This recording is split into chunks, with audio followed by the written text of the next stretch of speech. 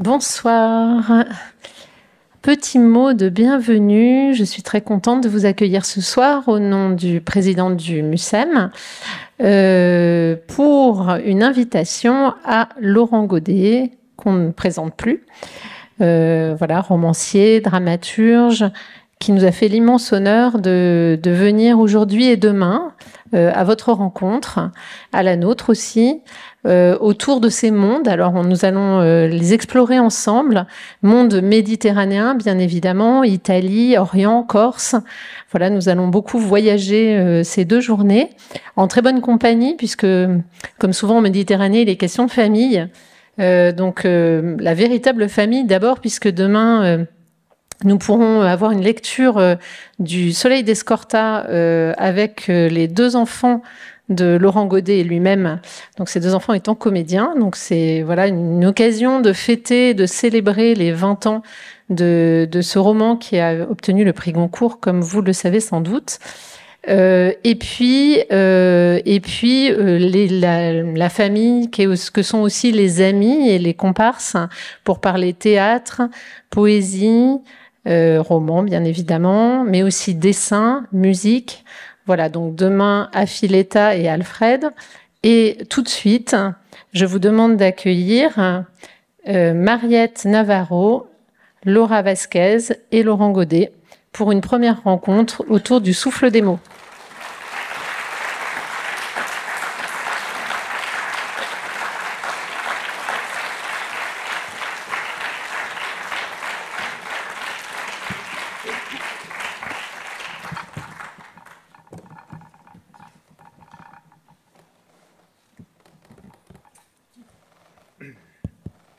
Bonsoir tout le monde.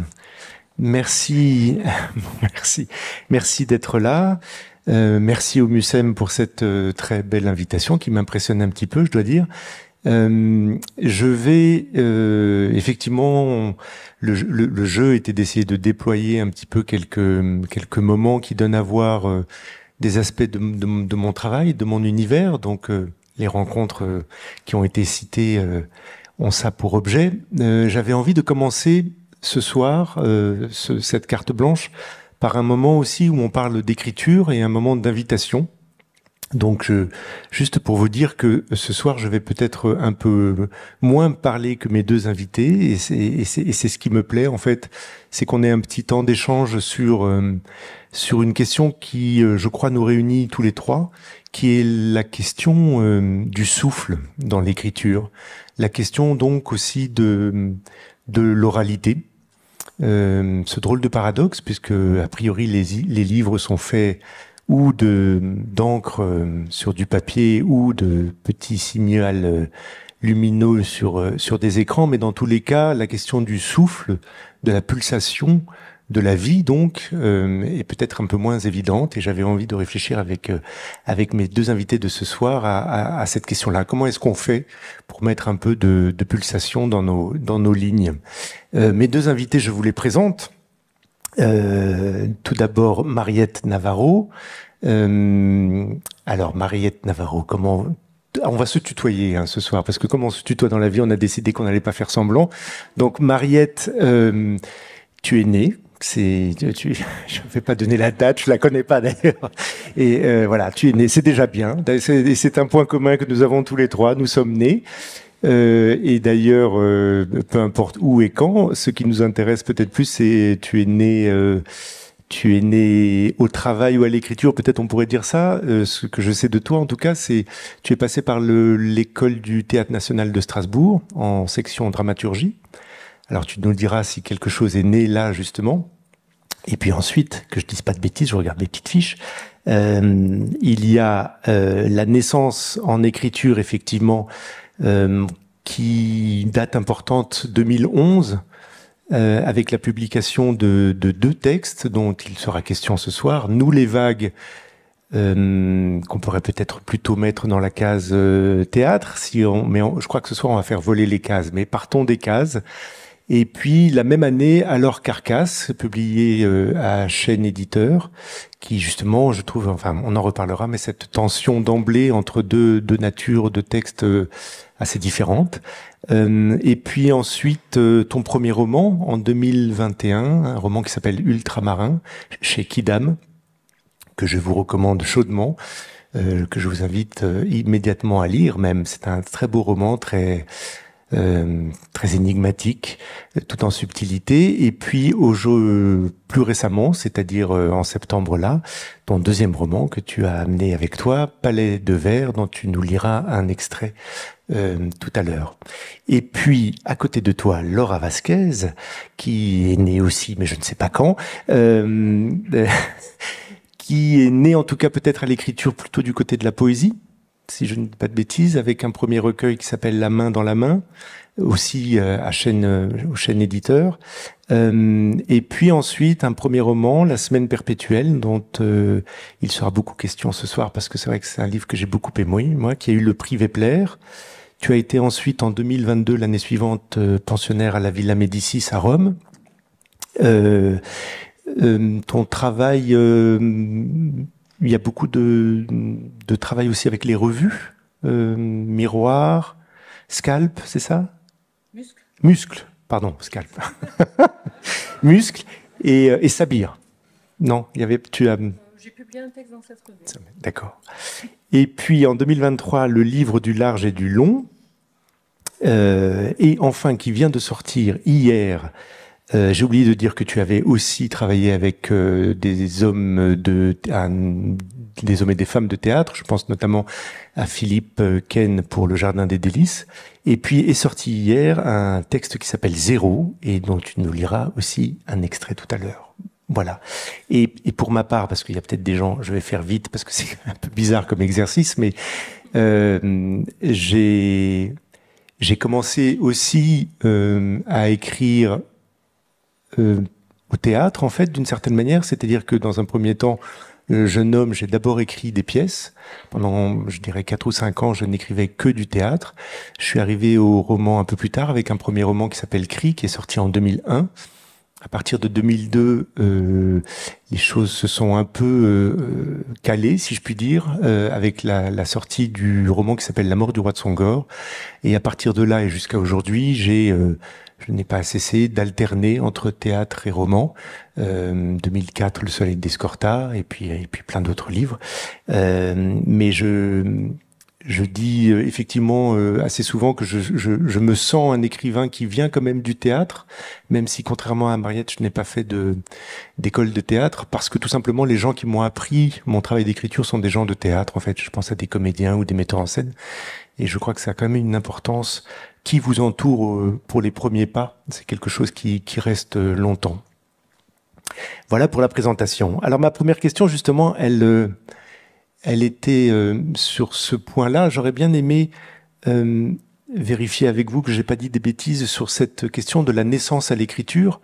En vous posant la question, enfin les questions, effectivement, est-ce que je crois qu'on a en commun tous les trois de ne pas avoir commencé par le roman, mais d'être arrivé au roman, à moins que vous ayez commencé par des romans et ils sont peut-être restés dans vos tiroirs, je ne sais pas, mais est-ce que cette chose-là est importante pour vous? Comment est-ce que vous vous sentez ou pas écrivain qui a fait un chemin vers le roman, ou au contraire, est-ce qu'il était là toujours?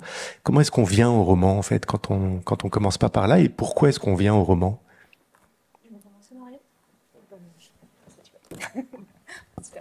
On s'est dit qu'on se ferait des petites politesses comme ça. Non. Oui, c'est vrai que j'ai d'abord eu envie de théâtre, mais voilà, mais large, pas que d'écriture, mais envie d'aventure théâtrale, envie de. Mais assez vite, j'étais embarrassée un peu avec les cases, les genres littéraires en fait, parce que après ma formation comme dramaturge, donc j'ai pas été formée directement à l'écriture théâtrale, mais plutôt à analyser les pièces, à parler des textes des autres. J'étais un peu encombrée, comme peut-être beaucoup de jeunes auteurs, par des références, des des modèles un peu écrasants et je savais pas trop comment m'en extraire. Et le premier chantier qui est arrivé quand je suis sortie de l'école, c'était ce qui a donné alors Carcasse. Et je me suis défendue de projeter dessus une destination. Et donc c'est un texte qui a circulé dans des comités lecture de théâtre, qui est édité en poésie, mais qui est un récit. Voilà. Et donc j'ai eu besoin, en tout cas pour en être à l'écriture, entrer dans l'écriture, de me dire il me faut un terrain absolument neutre où j'ai pas moi-même des références qui vont m'obliger en quelque sorte à être la bonne élève qui applique ce qu'elle a appris. Et je pense que si je m'étais dit d'emblée je vais écrire un roman, j'aurais peut-être reproduit des schémas, des modèles. Et donc pour tous les textes qui ne sont pas des commandes de metteurs en scène, il y a eu toujours un temps de latence comme ça où je ne savais pas la destination du texte pendant un long moment.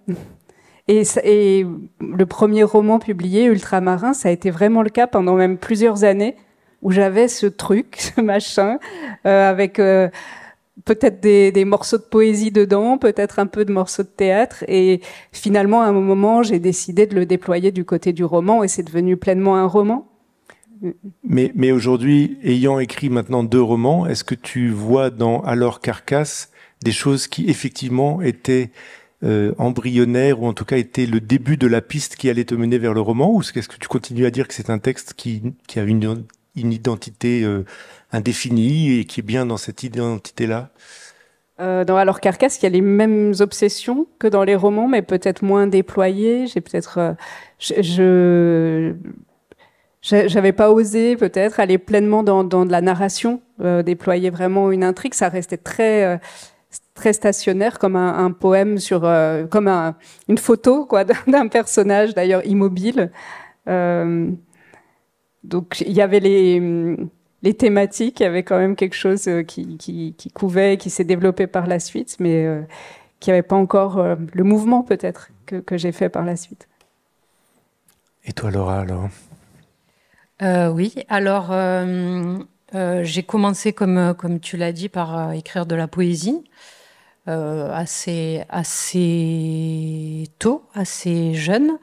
Et puis, petit à petit, j'ai commencé à publier mes textes en revue et ensuite à former ou composer des livres de poésie. Et donc, je vais continuer comme ça pendant un petit moment. Et dans ces textes de poésie, surtout dans les textes qu'on me demandait pour des revues, des figures, des sortes de personnages, des voix, des gens avec une histoire, des gens qui vivent dans un lieu, par exemple, apparaissaient de plus en plus régulièrement. C'est-à-dire des formes de narration. Une voix suivie, par exemple. Une voix qui a une sorte d'identité et qui revient. Et j'ai toujours vraiment beaucoup aimé le roman. J'aime les romans. C'est-à-dire que les livres qui m'ont beaucoup marqué, bouleversé, sont pour la plupart des romans. Mais le roman m'impressionnait beaucoup. J'avais l'impression que pour écrire un roman, il fallait être capable de tout contrôler. C'est-à-dire qu'il fallait exactement savoir où on allait. C'est-à-dire qu'il fallait créer dans son cerveau, avant même d'avoir écrit le livre, un système d'écho très fin à l'intérieur du livre. Et donc, il fallait des espèces de capacités mentales surhumaines pour écrire un roman. Et je pensais que c'était pas quelque chose pour moi, que c'était trop lointain et pas du tout à ma portée. Et finalement, par la poésie, par les poèmes eux-mêmes, et pour le dire plus largement, par l'écriture elle-même, un roman est arrivé. Mais ça a été assez compliqué au début parce que je savais pas du tout je me suis dit, bon, il y a des voix, il y a des personnages, alors c'est peut-être un roman. Donc je vais écrire et puis on va voir, peut-être que ça va faire un roman, peut-être que il va y avoir des lieux, il va y avoir une trajectoire générale. Et c'est au moment où j'ai perdu pied, au moment où je me suis dit, j'y arriverai jamais, c'est complètement foutu, ça tient pas du tout. Et donc que j'ai lâché prise et que j'ai commencé à écrire comme ça venait, que le roman, vraiment par lui-même, a commencé à se former. Mais j'estime que, en tout cas, je sais pas si j'estime. Je veux écrire de la poésie. C'est mon vœu. C'est-à-dire que même quand j'écris un roman, une phrase dans un roman, mon vœu, c'est que cette phrase, ce soit de la poésie. Soit une phrase, vraiment une phrase, qu'elle soit vraiment juste, exactement comme elle doit être à ce moment-là. Et donc ça c'est la poésie. Et donc la poésie peut faire des romans, du théâtre, etc. On va reparler de tous ces moments où les frontières sont un peu brouillées. Mais juste pour reprendre ce que tu disais, moi j'entends aussi très fortement, je le ressens pareil, que effectivement on est aussi dans une forme parce que peut-être c'est dans cette forme-là que les premières émotions sont apparues. Moi, je sais que personnellement, les premiers grands chocs qui m'ont donné envie d'écrire sont plutôt des chocs théâtraux, en fait. Et que je n'étais pas un lecteur de romans à cet âge-là. J'ai des souvenirs de spectacles à l'âge de 16 ans qui me sont encore très fortement en tête. Je suis pas sûr d'avoir de grands souvenirs de lecture de romans de mes 16 ans. Donc peut-être aussi que la naissance à l'écriture, elle vient de cela. Est-ce que toi, Mariette, de ce point de vue-là, tu es plutôt une romancière? C'est-à-dire que c'est, comme Laura, c'est des lectures de romans qui t'ont donné envie d'écrire, ou c'est des... Alors, les romans m'ont donné envie d'écrire enfant, adolescente. L'envie, je rêverais d'avoir un souffle, de déployer des épopées très longues. J'en suis incapable. Je fais des tout petits livres. Mais par contre, quand j'étais au lycée, j'ai commencé le théâtre avec une comédienne qui intervenait et qui nous a mis dans les pattes, en quelque sorte, des textes de théâtre contemporain. Et là, tout d'un coup, j'ai découvert des formes. Et là, il y a vraiment quelque chose qui s'est cristallisé, qui est né, c'est-à-dire qu'on pouvait écrire sans ponctuation, avec des espaces-temps qui se mélangent, comme chez Michel Vinaver, qu'on pouvait écrire avec la langue de tous les jours, qu'on pouvait... Toutes ces choses que je n'avais jamais rencontrées dans les romans, je les ai rencontrées dans le théâtre. Et en fait, ce qui m'a donné vraiment, je pense, une direction après, dans ma propre recherche, c'est quand même la passion pour la forme, pour toujours trouver un nouveau chemin, une nouvelle entrée d'écriture pour chaque nouveau texte. Et ça, c'est vraiment le théâtre, mais pas tant comme spectatrice, plutôt comme lectrice de théâtre qui me l'a apporté. Pour continuer un tout petit peu sur cette question du roman, je voulais partager avec vous deux très courtes anecdotes sur ce thème-là. Je me souviens d'une conversation avec mon éditeur au tout début, quand j'étais encore un jeune auteur de théâtre et que je lui avais soumis un ou deux romans. Il m'avait dit, tu verras, à terme, tu n'écriras plus que des romans, parce que le roman contient tout. Et que donc, sous-entendu, tu n'auras pas besoin d'aller dans une autre forme. Dans mon cas personnel, la réalité a démenti ce qu'il m'avait dit. J'ai continué à écrire du théâtre et j'ai même ajouté une autre forme que on pourrait appeler poésie. Moi, j'ai un peu de précaution avec ça parce que ma poésie est très narrative, donc je pense à un peu un autre endroit. Mais voilà, il y a le roman contient tout qui m'est resté dans la tête et je vois que dans mon cas, ça n'a pas été vrai. Et puis il y a une autre anecdote un peu inverse lors d'un voyage à Port-au-Prince, qui est quand même Haïti est un coin du monde où l'écriture, en tout cas la littérature, est portée très haute. Et je me souviens d'une conversation avec des jeunes écrivains qui m'avaient regardé en disant, mais toi, on nous a dit que dans ton pays, bon, ça marchait bien pour toi, ok, mais tu écris quoi en fait? Et donc je leur avais dit, ben voilà, j'ai eu du succès avec tel ou tel roman, et j'avais vu dans leur regard une espèce de bon, pas du tout de mépris, mais il y a rien qui brillait, quoi. Et il m'avait dit, mais tu dis que tu es écrivain. Je dis oui, mais tu n'écris pas de poésie. Et à l'époque, je n'en écrivais pas. Et j'avais vu là, dans le regard de cette personne, que vraiment, j'étais rien, en fait. Que tant qu'on n'écrit pas de poésie, on n'est pas un écrivain. Donc, c'est exactement l'inverse de la phrase de mon éditeur. Et je voulais vous poser cette question-là. Est-ce que, pour vous, alors Laura, tu as commencé à y répondre, est-ce que le roman est un genre roi, comme c'est vrai qu'il règne beaucoup en termes de vente, par exemple. On est dans une période où c'est le roman qui se vend, et pas la poésie, et pas le théâtre. Mais est-ce que pour vous, c'est vrai, ou est-ce qu'il y a des choses qui ne tiennent pas, en fait, dans le roman, et qui font que vous avez besoin de tout le reste? Je trouve que l'idée là selon laquelle le roman peut tout contenir est vraie. Dans un roman, on peut à peu près tout mettre. Surtout dans les tiens, oui. On va en reparler. Les romans sont capables de tout aspirer. Donc différentes voix, de différents personnages, des voix ultra subjectives, des voix très littérales, des dialogues, des monologues intérieurs, des poèmes. Des textes d'autres livres, des citations par exemple. Les romans peuvent absorber des tas de formes différentes. C'est comme un sac très très large dans lequel on peut faire vivre différents types d'écriture, différents genres peut-être, puisqu'on parle de genre. Mais bien sûr ce qui me manque un peu quand j'écris un roman, c'est l'extrême netteté, l'extrême tension presque musculaire des phrases dans un livre de poésie.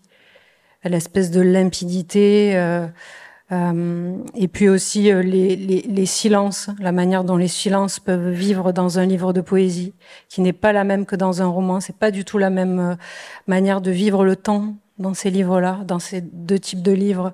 Après, c'est difficile de catégoriser parce qu'effectivement, il y a beaucoup de livres qui sont dans un entre-deux. Et finalement, beaucoup de textes qui sont considérés comme des poèmes, de longs poèmes ou des livres de poésie ont une dimension narrative très forte qui fait qu'on pourrait les classer comme étant des romans. Et inversement, pour les romans dits poétiques, les genres se sont beaucoup hybridés dernièrement. Oui, je suis d'accord, mais moi je trouve qu'on peut dire la même chose du théâtre aujourd'hui. Des écritures théâtrales qui vont être extrêmement narratives par moments, très fragmentaires, enfin qui peuvent absorber énormément de choses. Après, c'est une réalité dans l'écriture théâtrale, c'est pas forcément celles qui sont le plus visibles après sur les plateaux, mais il y a une vraie recherche qui fait que je pense qu'on peut à peu près tout mettre aussi dans une pièce.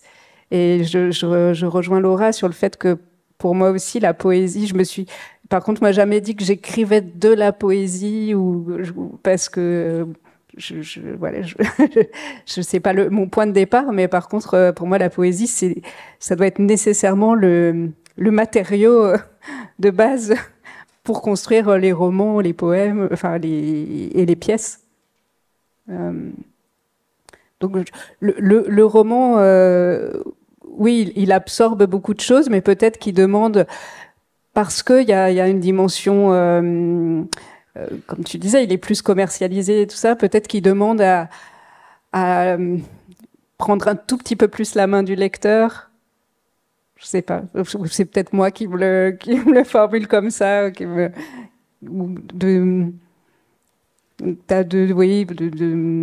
guider un tout petit peu plus, de tendre un fil peut-être un peu plus lisible que quand on présente un recueil de poèmes ou une pièce aujourd'hui, même si la pièce demande aussi évidemment une construction claire.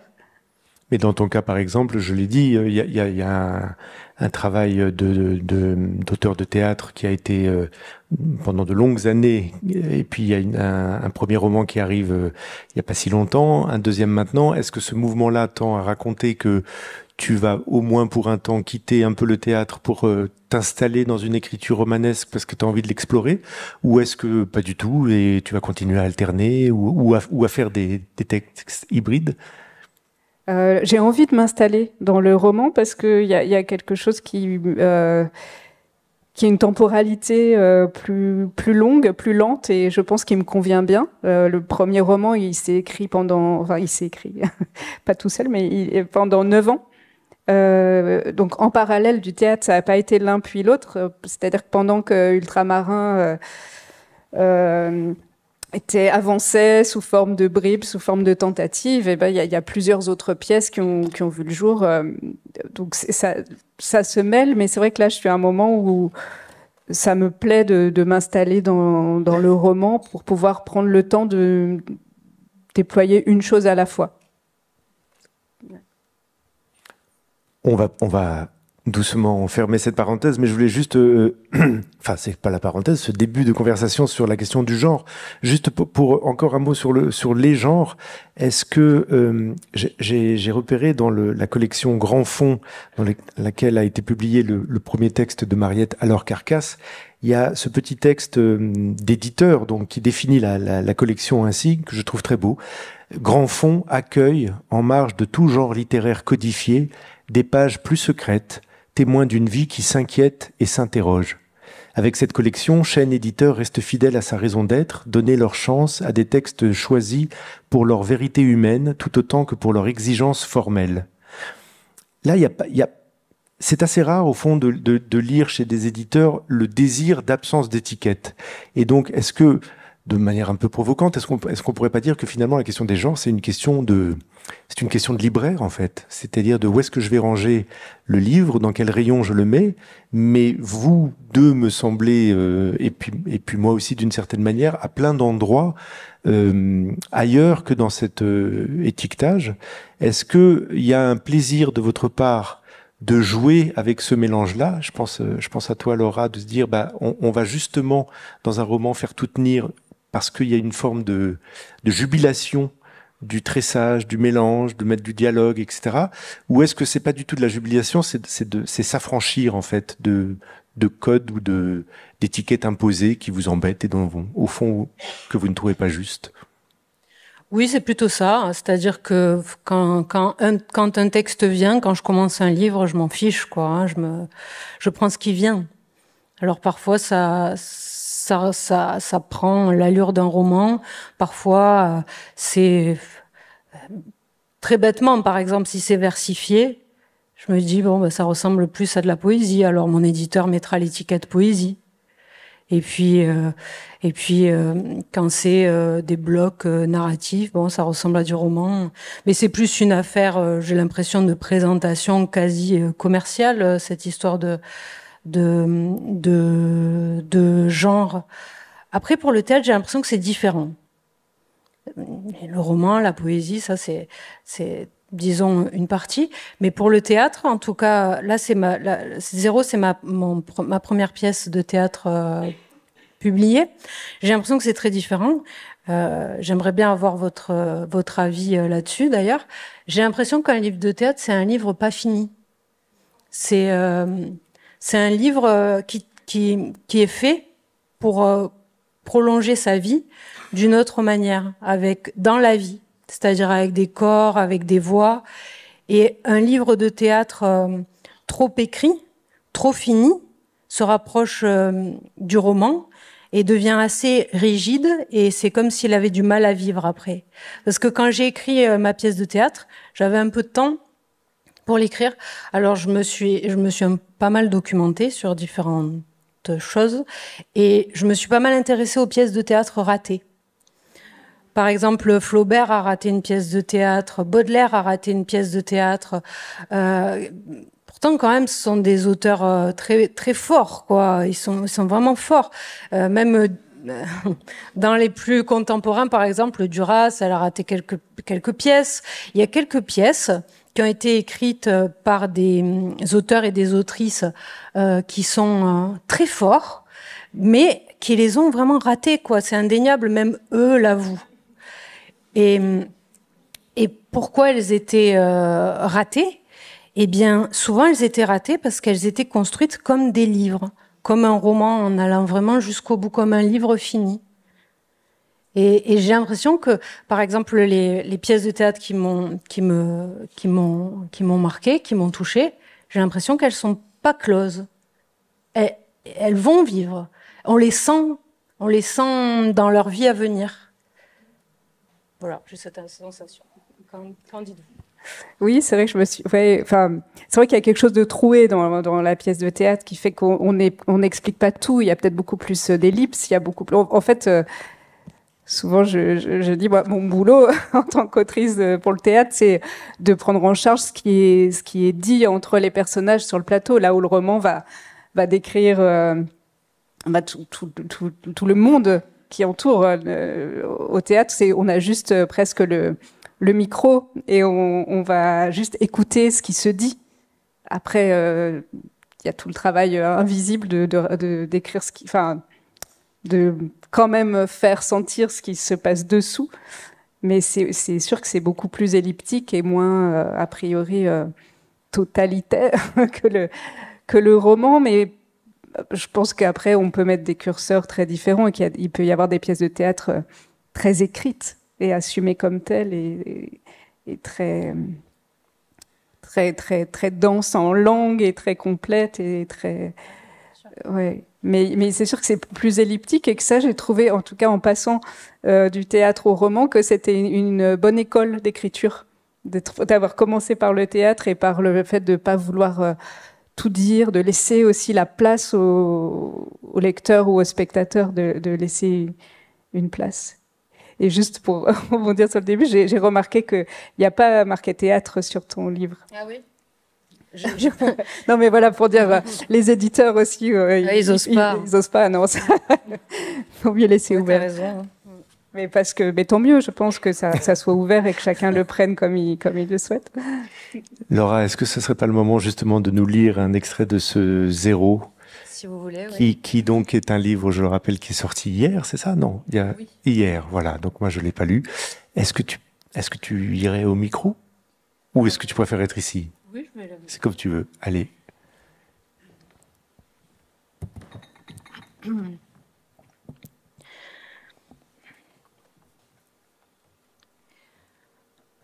Il y a un restaurant, quelque part, aux États-Unis ou en Chine. Tout le personnel de ce restaurant est atteint de démence. Les clients du restaurant savent bien que les employés commettent des erreurs. Les plats ne sont pas les bons. Les boissons sont renversées. Il n'y a que des erreurs. Le concept de l'établissement est fondé sur l'erreur. Les clients acceptent les erreurs. L'atmosphère est détendue. Une erreur après l'autre.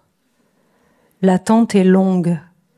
Et tout est accepté. J'aimerais avoir une relation aussi simple avec quelqu'un.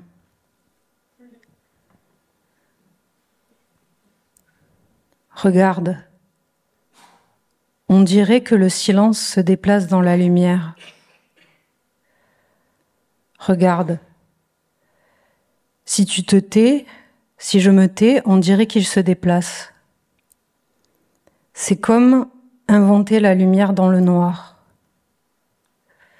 Oui. Ou deux pierres, chaudes mais seules. Une pierre peut se consumer sous l'action du feu, tu le savais? Elle devient une sorte de résidu sans forme. Elle devient une sorte. Elle devient autre chose. Disons qu'on prend des pierres. On prend des pierres, ok? Ok. Et disons qu'on les brûle, ok?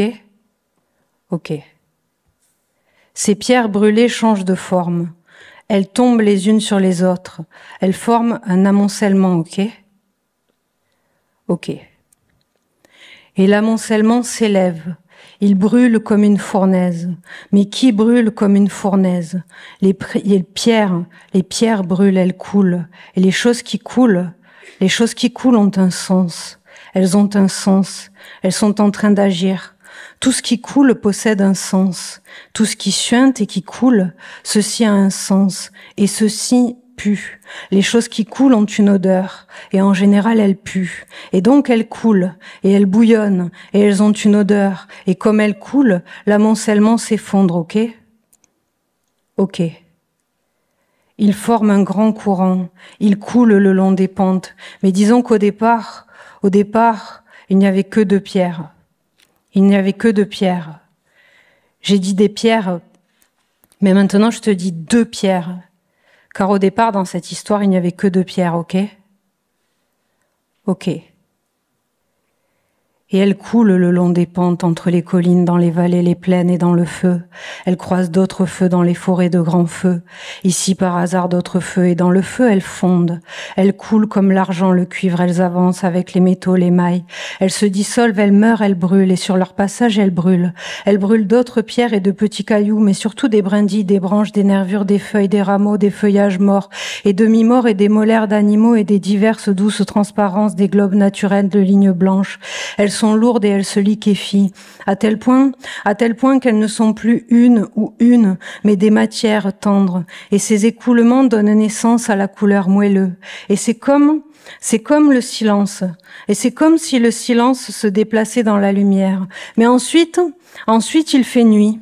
Ensuite, il fait nuit, et le silence se déplace encore dans la lumière, et la terre bouillonne. Elle devient très visqueuse sur leur passage, et tout s'éteint. Et quelques jours plus tard, une enfant passe, et l'enfant, elle prend dans sa main une chose froide, et cette chose froide, car la chose est devenue froide, c'est une sorte de pierre. Ce n'est plus qu'une sorte de pierre. Merci.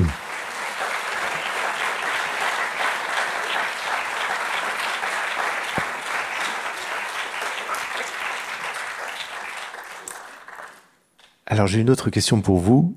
Est-ce que vous aimez votre époque ? Je retiens une expression dans Palais de Verre où Mariette, à un moment donné, il est question du siècle sans élégance. Et j'ai l'impression que de ce point de vue-là, vous êtes assez différente, mais peut-être que je me trompe. J'ai l'impression qu'il y a chez toi, Mariette, depuis le tout premier texte, en fait, depuis Alors Carcasse, une sorte de désir de se tenir sur le seuil du monde, ou en hauteur ou à côté. Et en revanche, il me semble que chez toi, Laura, mais vous me dites, il y a une capacité d'absorber le monde dans tout ce qu'il est, y compris dans sa démesure ou dans les choses qui pourraient ne pas être aimables, mais que pour autant tu en fais quelque chose et que donc de ce point de vue-là, tu n'es pas contre ton époque, mais tu t'y plonges. Est-ce que ça vous semble juste ou est-ce que...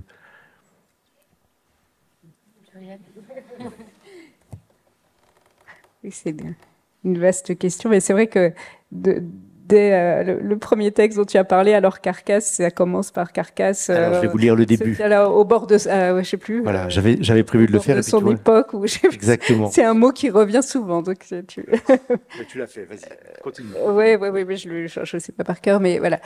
Et c'est vrai qu'en tout cas.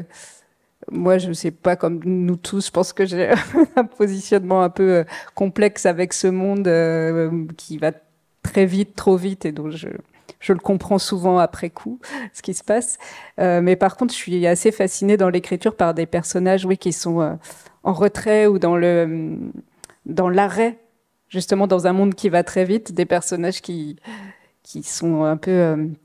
tétanisés ou qui refusent. Il y a une figure qui me fascine, c'est Bartleby, le scribe, dans le court texte de Melville, ce personnage qui, quoi qu'on lui demande, répond « je préférerais ne pas ». Et je trouve que ça résume bien quand même une position possible par rapport à un monde un peu incontrôlable. Mais c'est même plus central que ça, parce qu'on peut le dire dans tes 2 romans, c'est le point de départ d'une certaine manière. C'est-à-dire que dans Ultramarin, où il est question d'un d'un cargo qui fait la traversée de l'Atlantique, la capitaine du navire décide d'arrêter le bateau en pleine mer, ce qui ne se fait jamais. Et à partir de ce temps de pause-là, tu déploies et racontes ton histoire. Non seulement il s'arrête, mais l'équipage va se baigner, ce qui est totalement impossible dans la réalité. Mais ce bain-là, pris sur le temps normal du commerce, de la trajectoire, est le début du dysfonctionnement, mais aussi du livre, du roman. Et dans Palais de Verre, la première phrase, tu peux nous la dire? Oui, c'est « Je n'adhère plus ». Je n'adhère plus, voilà. Ouais. C'est une jeune femme claire qui... C'est extrait, oui, qui se met en retrait du monde professionnel, pour le coup. Mais oui, c'est peut-être parce que j'ai besoin aussi, pour pouvoir écrire et de mettre quelque chose sur pause, de l'épingler, en fait.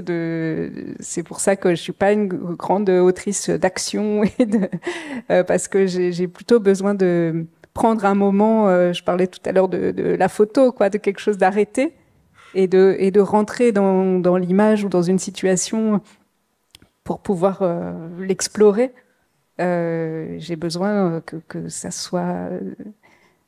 que ça se calme, que le monde se calme un peu pour pouvoir l'écrire, pour pouvoir le comprendre, en fait. Je suis lente dans l'écriture, et je suis lente à analyser les choses, et j'ai besoin du coup de la... Et puis, il y a peut-être une posture aussi politique chez ces personnages-là, dans mes différents livres, d'aller un peu contre un mouvement, contre un flux, contre une trajectoire imposée ou un rythme imposé. Laura, alors je reformule peut-être ma question avec ce que vient de nous dire Mariette. C'est vrai que j'ai pas l'impression que tu aies besoin de calme pour écrire. J'ai l'impression, encore une fois, que les bruits du monde te portent plutôt, non? Je sais pas. Ça, je sais pas. Mais en ce qui concerne l'époque actuelle, est-ce que je m'y plais? Est-ce que j'en suis satisfaite? Non, pas du tout. Ce serait terrible de dire ça avec tout ce qui se passe, avec toutes les personnes qui sont en train de vivre en ce moment même dans des souffrances terribles. Donc non, je suis pas d'accord. Je suis vraiment pas d'accord avec ça. Voilà. Après, quand on regarde le passé, eh bien, c'était horrible aussi. C'était horrible pour d'autres, à d'autres moments.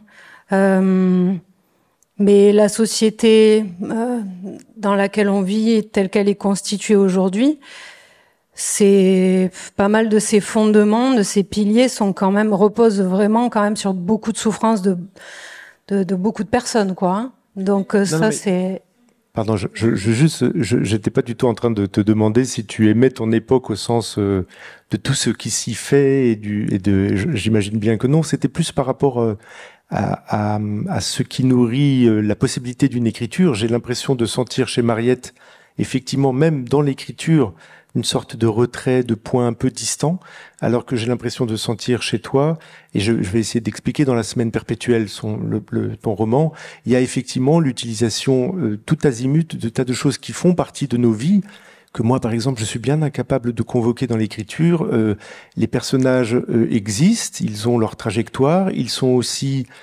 Tu les peuples par exemple, des vidéos qu'ils regardent, où tout d'un coup, il peut y avoir 2 pages sur la vidéo qu'ils sont en train de regarder.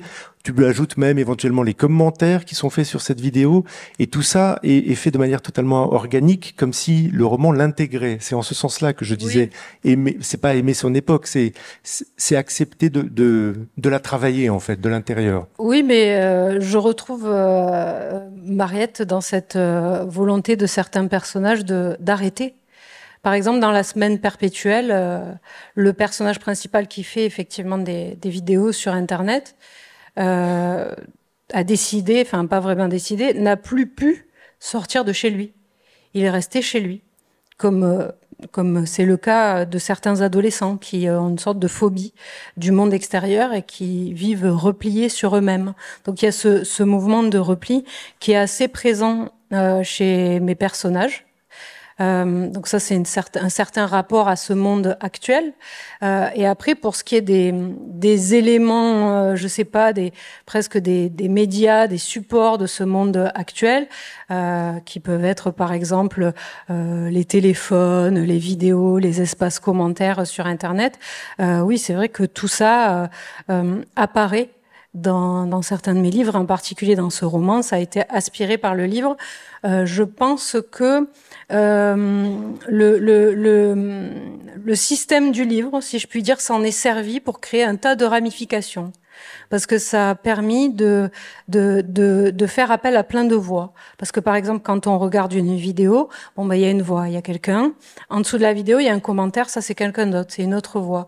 Et puis on va rentrer dans la voix du personnage qui pense quelque chose à propos de ce commentaire. Et donc il y a une sorte de multiplicité de petits éclats de voix qui créent comme des récits à tiroir. On rentre dans la vie de quelqu'un et puis après on tourne, on va dans la vie de quelqu'un d'autre et on revient au récit principal.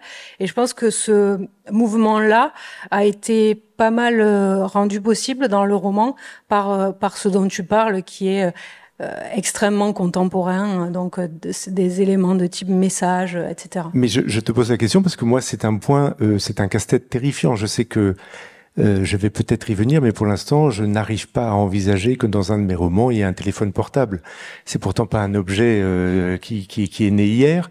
Et il y a une vraie difficulté à le mettre en place. J'ai l'impression de vouloir faire trop d'aujourd'hui, alors que ça ne colle pas avec avec la facture de mon écriture. Et je me souviens aussi d'une autre expérience traumatisante pour moi, au moment où nous sommes passés du franc à l'euro. Donc, vous voyez, je vous parle d'une période lointaine. J'étais en train d'écrire une pièce sur l'argent.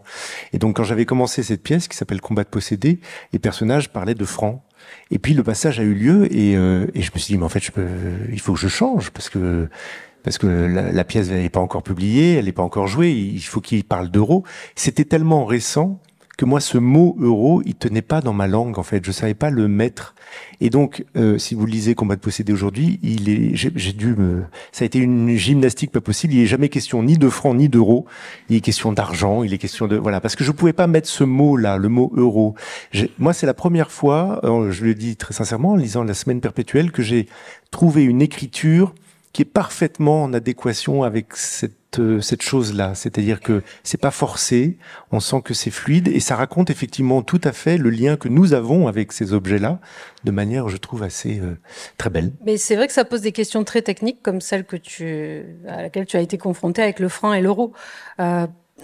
Par exemple, j'essaie d'employer un vocabulaire assez large, c'est-à-dire que, par exemple, si je parle de réseaux sociaux, je vais jamais mentionner le nom d'un réseau social parce que mon livre va se périmer hyper vite, sinon. Donc, je dis le réseau. Un réseau humain existera encore dans quelques siècles, je pense. Et pour ce qui est des appareils, souvent, je dis l'écran. Voilà. Par exemple, j'écris pas l'iPhone. Des termes très précis comme ça n'apparaissent pas. J'aurais du mal aussi à les placer, ceux-là. Je les place pas. Ce qui est un vrai choix d'écriture, moi je me sens très proche de ça, mais je me souviens d'avoir eu des conversations avec certains écrivains qui me disaient tu te trompes Laurent, et je crois qu'il n'y a pas, c'est juste des manières de faire différents, parce que quand on dit qu'un personnage se commande un Perrier à la terrasse d'un café, c'est pas la même information qu'on envoie au lecteur que si on dit qu'il se commande une eau minérale, ou quand on dit qu'il fume des Marlboro, c'est une information supplémentaire. Moi je suis incapable de mettre les marques, mais c'est vrai que Echnoz fait ça et tant d'autres, il y a une facture là qui peut être différente. C'est peut-être une question de rapport au réalisme aussi, comme au cinéma, ou comme de montrer.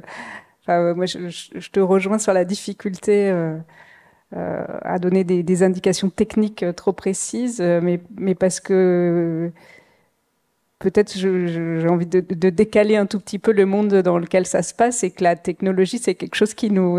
Et en effet, les noms, les marques, à la fois, je suis d'accord, ça se périme très vite, et puis ça nous ramène beaucoup plus concrètement à un présent unilatéral, je ne sais pas comment dire, qui a qu'une seule dimension, qui est le nôtre, et qui ne peut pas être autre chose. Alors, c'est une transition formidable. Mariette, est-ce que tu lirais pas un petit extrait de Palais de Verre? Justement, cette question-là du réel, moi, ce que j'aime beaucoup dans les romans de Mariette, c'est qu'il y a, je l'ai dit avec mes mots, mais il y a un aspect comme ça d'une facture qui serait relativement réaliste au démarrage, une écriture très fluide, très simple, au bon sens du terme, hein. Et puis il y a toujours un moment de torsion où on s'en va ailleurs. Alors je vais pas, je crois que l'extrait que tu as choisi est justement un de ces moments-là, donc on t'écoute. Oui, alors c'est 2 courts extraits du début du roman.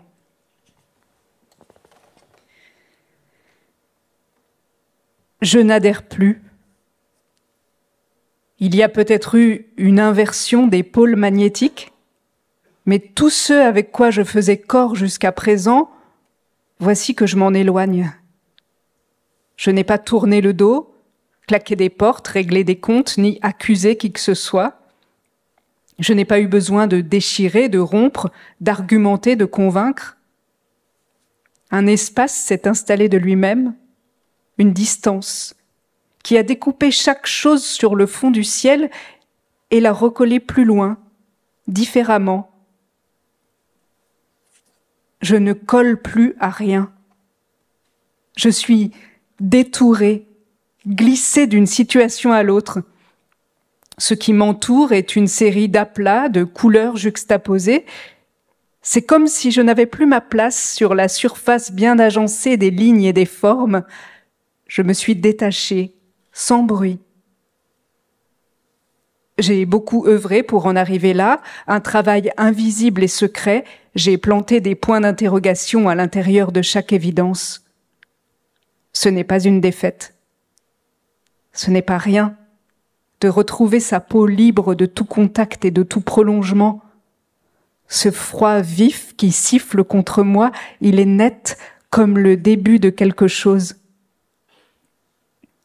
Hier ou avant-hier, je tenais à ce qui m'entourait par toutes sortes d'habitudes, de croyances et d'envies. Aujourd'hui, je flotte dans une légèreté nouvelle. Une vague fatigue pourrait laisser penser qu'il y a eu un combat, mais ce n'est pas le cas. Je ne me rappelle ni sanglots ni larmes. Je ne veux pas me souvenir de celles qui s'agitaient pour conquérir une place, garder une place, avoir la légitimité d'une place, pour rendre crédible cette place aux yeux des autres. J'étais liée à l'effervescence du monde, parfois je me pliais jusqu'à rompre, pour toujours coller à toute attente. Maintenant, je ne veux plus coller. Je le redis, il n'y a eu ni bataille ni camp retranché. C'est le contraire d'un retranchement, un détranchement, peut-être un débranchement, un détour par l'extérieur. Je ne sais pas si quelque part on prononce encore mon nom, Claire, comme si j'allais répondre. On dirait que je ne colle même plus à mon nom. Je fais l'expérience de mon nouveau point de vue, de l'incongruité de ma nouvelle place dans le flux de la ville et sur le toit de cet immeuble. À la tombée du jour, j'imagine qu'on me distingue mal. Pourtant, je ne suis cachée par aucune ombre, perdue dans aucune foule. Je surplombe, pour la première fois, la plupart des immeubles du quartier, et il faudrait être au moins à ma hauteur pour me regarder vraiment. Je suis soulagée que personne ne le puisse.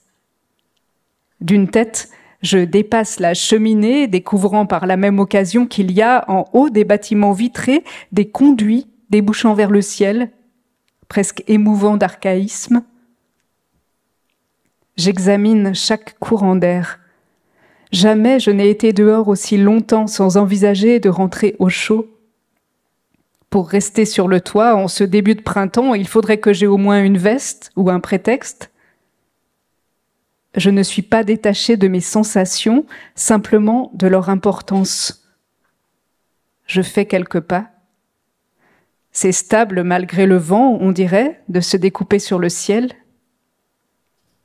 D'ici, je peux accrocher mes yeux aux différentes nuances de vert, depuis les feuillages juste en dessous jusqu'aux bandes presque jaunes à la sortie de la dernière banlieue.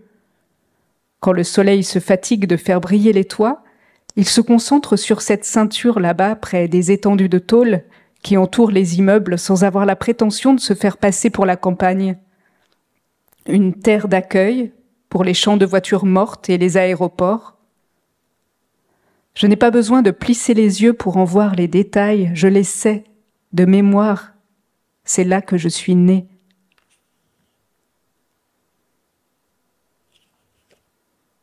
Ma présence suspendue ne changera pas l'organisation du pays, ne fera rien revenir en arrière et ne sculptera l'univers en aucune façon, mais je ne m'excuserai pas d'être montée ici. Le dégagement me repose. Être assise en tailleur sur ce morceau de terrasse goudronnée, sans même l'alibi d'une cigarette, on pourrait croire que c'est une façon de revenir à l'attitude de l'enfant patiente devant qui se déroulera bientôt le spectacle de ce qu'il faut savoir. Jamais plus je ne laisserai quelqu'un me faire le spectacle de ce qu'il faut savoir. Jamais plus je n'écouterai le conte sempiternel de notre monde, le récit raisonnable.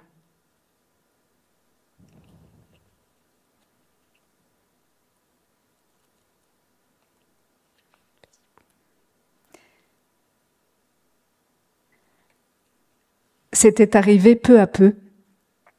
De plus en plus souvent, quand je sortais de l'ascenseur, je me cognais le pied contre la petite marche. C'était absurde, ce n'était même pas une marche. Un léger décalage de quelques centimètres que personne n'avait jamais remarqué, mais moi, chaque matin, je m'y cognais. J'ai essayé de porter d'autres genres de chaussures, de varier l'épaisseur du cuir et la couleur des escarpins. Rien n'y faisait. Au point que j'ai maintenant une blessure à l'orteil et que je dois mettre pour venir au travail un nouveau pansement tous les jours. J'entrais dans ma journée avec une plaie qui avait l'air de vouloir me dire quelque chose. Il y avait aussi eu ce choc sur le dos de la main. J'étais emportée dans une phrase, je me mettais à expliquer ma pensée avec de grands gestes, je sentais que j'allais chercher un peu plus loin mon souffle, que je parlais un peu plus fort, avec plus d'assurance. J'ai heurté quelque chose dans l'air. Le coup m'a coupé la parole. J'ai regardé autour de moi, là où mon bras venait de commencer une arabesque. Il n'y avait rien. Personne n'a eu l'air de rien remarquer, on a dû penser que j'avais une absence. J'ai eu la sensation de m'être cassé quelque chose. Pendant plusieurs heures, il y a eu cette douleur lancinante jusqu'à l'os, et puis je n'y ai plus pensé. À partir de ce moment-là, j'ai diminué le volume de ce que je faisais. J'ai arrêté d'être ample. Plusieurs fois, je suis revenue sur les lieux de cet accident qui n'en était pas un, ma fracture secrète. Est-ce qu'il y avait des rebords transparents?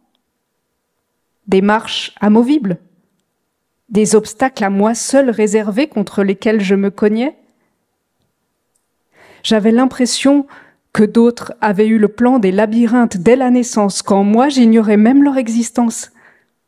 C'était comme si, depuis le début, j'avais manqué une donnée essentielle, comme si on avait oublié de m'inviter à la première réunion, celle qui nous donne la résolution des clés et des pièges, d'où peut-être on repart avec un très joli dossier cartonné et la liste des réponses à toutes les questions que je n'ai même jamais réussi à formuler.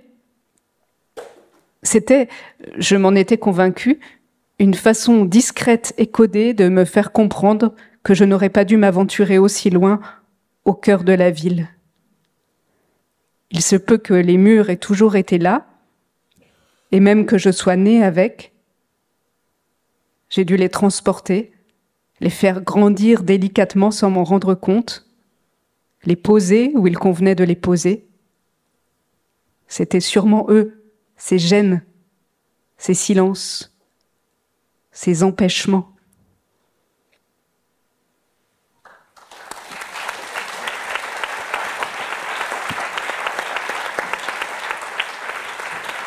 Merci beaucoup. Je vois avec terreur que l'heure file. J'ai encore 18 questions, mais on n'aura pas le temps. Je voudrais juste vous en poser une dernière sur des termes que j'aime bien, qui me semblent être proche de vous d'une certaine manière, mais j'aurais bien aimé qu'on en parle un petit peu.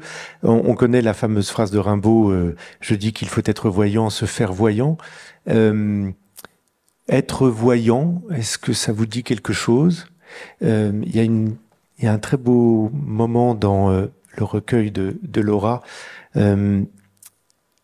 Vous êtes de moins en moins réel, où Laura, tu dis ceci: si on mettait le masque sur nos yeux, nos bouches finiraient par voir. L'idée que les bouches voient, est-ce que c'est pas aussi passer de voyant à oracle? Et je crois savoir que Mariette est intéressée par la notion d'oracle. Donc, est-ce que vous vous retrouvez dans ces termes-là, vous? Est-ce que écrire, c'est aussi se faire voyant ou se faire oracle? Quelle serait la différence?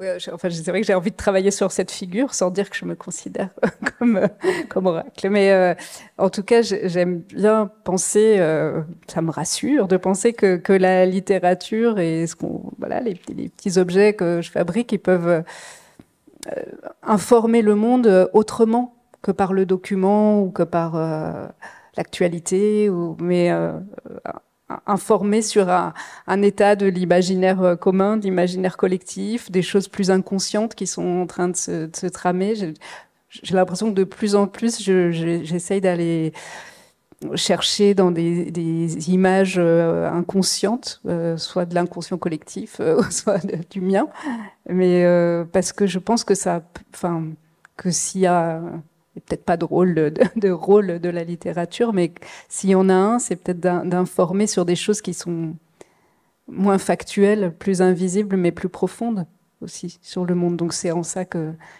j'ai envie de m'intéresser aux figures d'oracle pour un prochain chantier.